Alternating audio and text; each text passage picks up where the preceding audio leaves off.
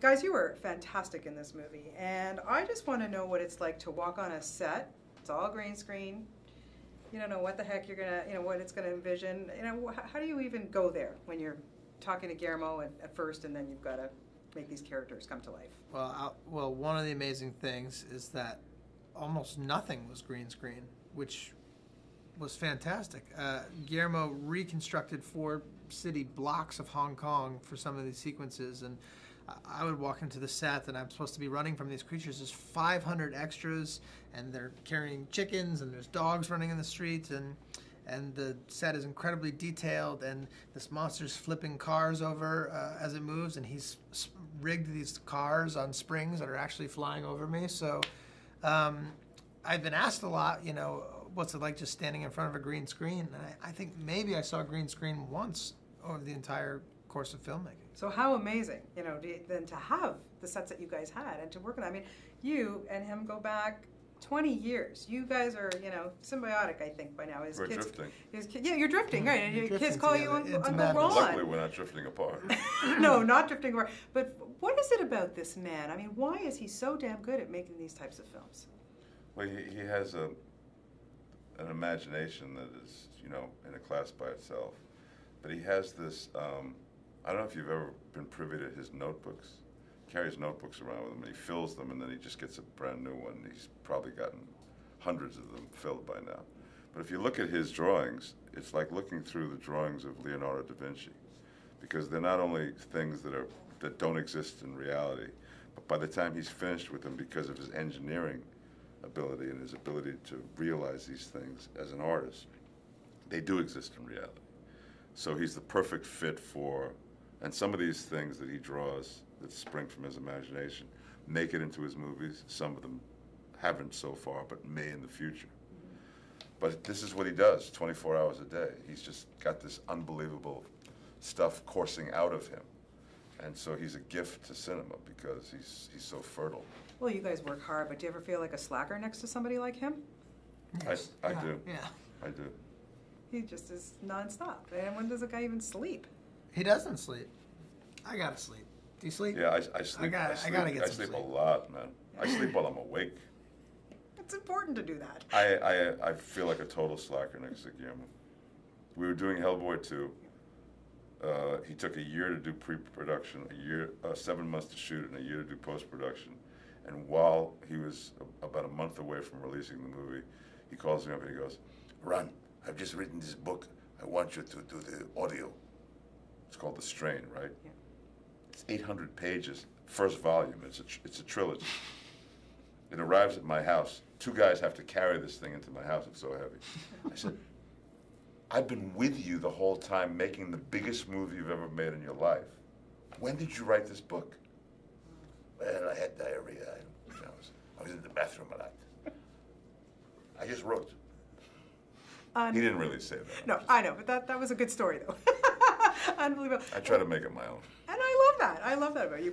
What, for you, of course, you guys bring a bit of a comic relief to this film, but for you to be on a set like this, to be in a huge budget film like this, I'm sure your TV show probably doesn't even, you probably do, 8 seasons, and then it wouldn't even cost as much as Pacific Rim probably. Yeah, we're 9 seasons deep, and I think maybe we cost as much as the Jaeger's foot.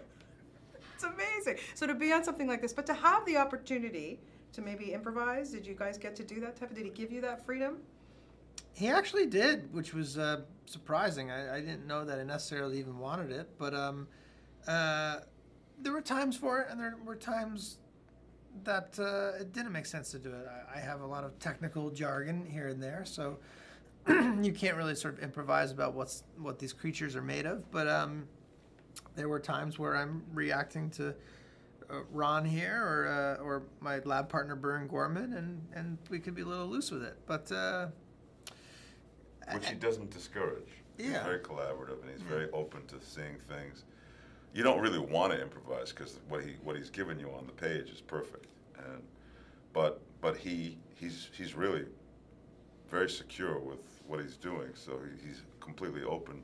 If Charlie comes up with just this genius thing in a rehearsal, man, all of a sudden the scene will go that way. He'll just say, "I'm changing my whole plan. That's fantastic.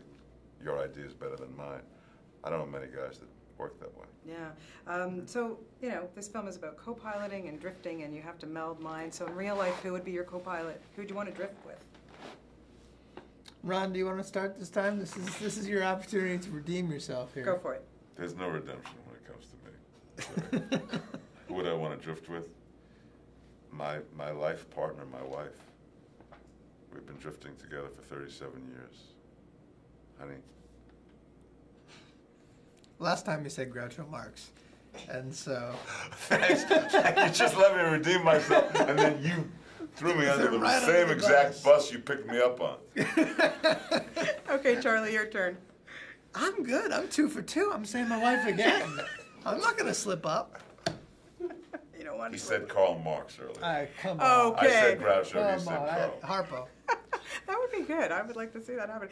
You guys, of course, TV veterans, and you know, I want to know what it was like walking down the streets in Toronto. Did you and Charlie Hunnam get stopped? And I mean, I can't even imagine. Did you get stopped a lot? I mean, people know you guys. So what's it like to be recognized from these great shows that you are both on? Why don't you start? Sons of Anarchy has been a game changer for me. It's just a show that really, really resonates with the biggest audience I've ever touched. The enthusiasm is off the board. I mean, people really want to shout out everywhere I go, and it's kind of cool. Yeah, and is it now in your contract you have to do stuff with Charlie Hunnam all the time? Yeah. Good. Keep it up. It's a good partner. He is a good. And you, I mean, your show is freaking awesome. Thank you. Really, my son is just freaking that I'm here talking to both of you. You know, what's it like for you to kind of walk down the street and? I love it. That show is my baby and my pride and joy, and I love how much people enjoy it, and we work so hard to make it as good as we can. That the greatest feeling is someone coming up and saying that they love it and that it brings them joy. So that's why we do it.